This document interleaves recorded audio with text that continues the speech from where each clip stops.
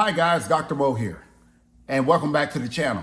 Today I'm going to give you a survival kit, the must-haves when dealing with COVID-19. More recently, I myself was diagnosed with COVID and I was symptomatic, so there are several things that I used to actually get me through that tough period. But by all means, if you are experiencing any type of severe symptom or COVID symptom, please see a medical provider first.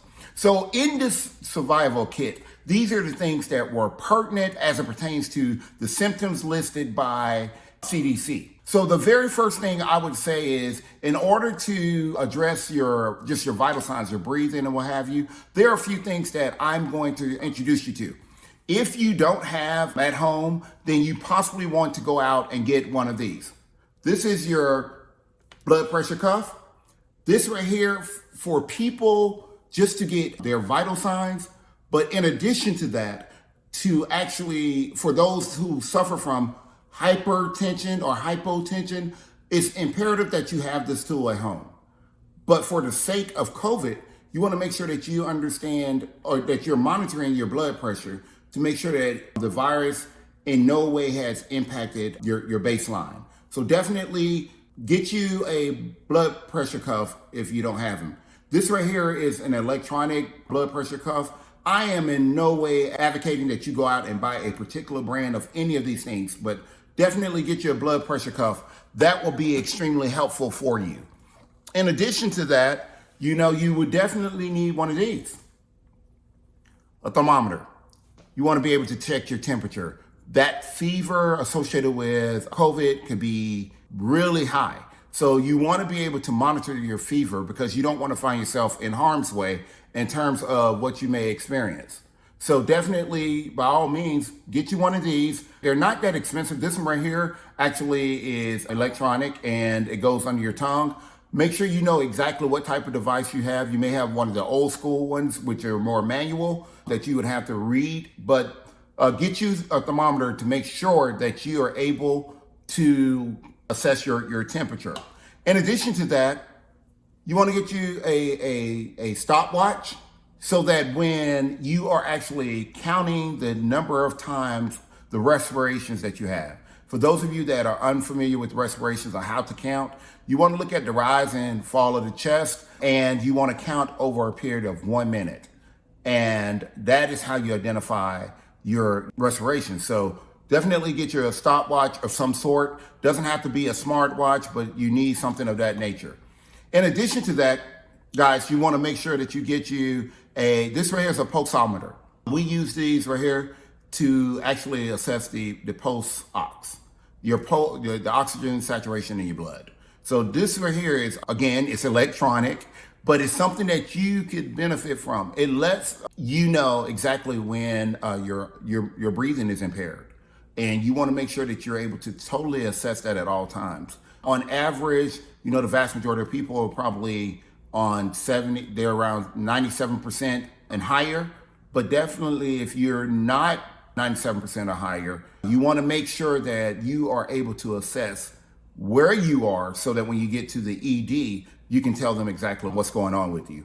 And over the course of COVID, you can identify exactly what's going on. Okay? So go out, it's not very expensive at all. The other thing that I would tell you to do is make sure that you're hydrated. Get as much water in as possible. And in addition to water, you want to go out and get you some juice too, or have some type of juice. I like orange juice because it's vitamin C. As you know, your body is really experiencing a whole lot during COVID.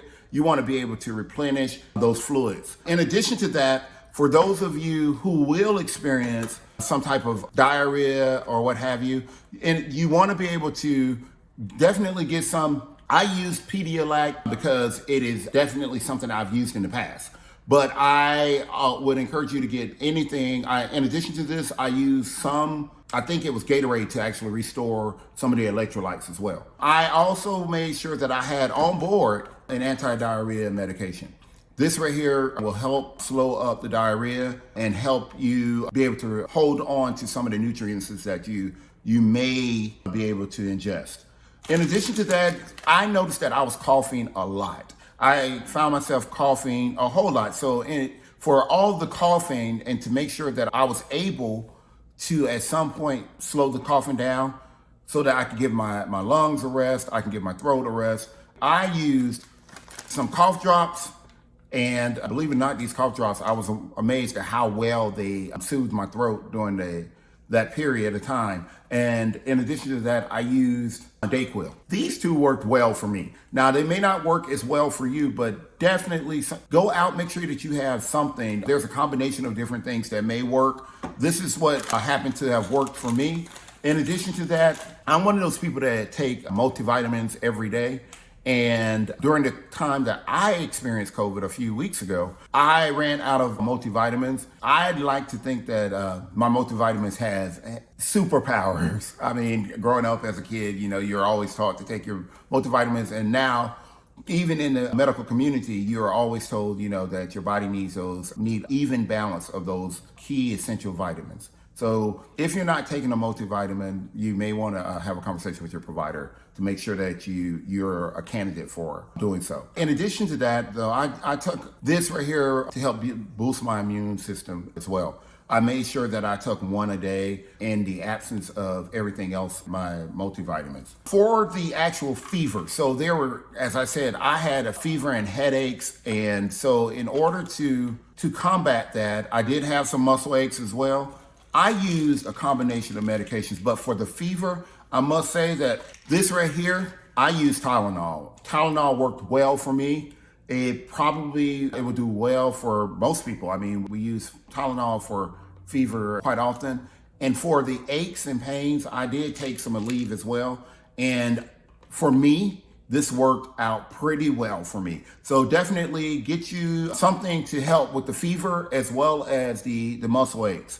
The last thing I will talk to you about, there are two things. One is I want to talk to you about medications. So if by chance you are a person who is on some type of insulin or what have you, I want to make sure that you are monitoring your blood sugar or you have a trusted caregiver that's actually monitoring your blood sugar.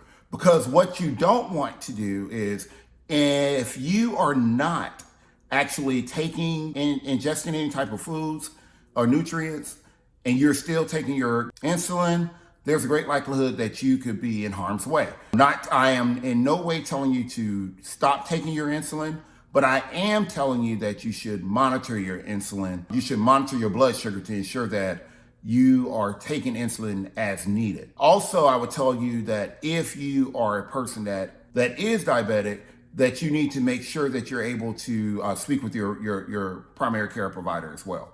Do not just take it upon yourself to do things, especially when you have COVID, just take it upon yourself. But use good common sense and good judgment based on the protocol that your PCP is giving you or the pharmacy is giving you regarding those meds, okay? But in addition to that, if you have any type of high blood pressure, you want to make sure that you're able to take your blood pressure medicine as prescribed.